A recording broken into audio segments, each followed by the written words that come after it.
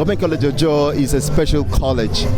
When we started off, the present Lasu complex used to be the Government College Ojo, and then there are lasting memories that goes with that college. It has trained us well, and we can't but just give thanks to the principal, pioneer principal, Mr. Salem, and then all the fine teachers we had at the college. And what was special about the college was that it was a pair group train each other.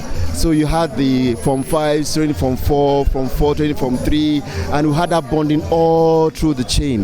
That chain was fantastic, and probably that's why we are having a bond here together. We can also remember what impact we made to our lives, and then how it has been in time past. We can but just thank Government College Ojo for making this possible, and also pray that the spirit continues. It's not just about the pioneer sets enjoying all of it, but trying to plow back to society. The thing that Nigeria needs the most is quality education, and we must do everything possible to give education.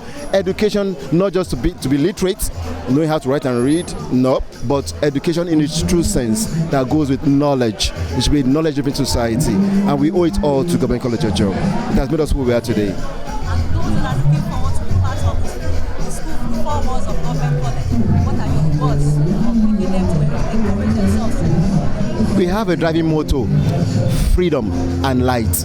It's quite instructive. Freedom is to free yourself of all the trappings, mental trappings, and all these that traps us as persons and biases. And light shows you what? Future. Light gives you what?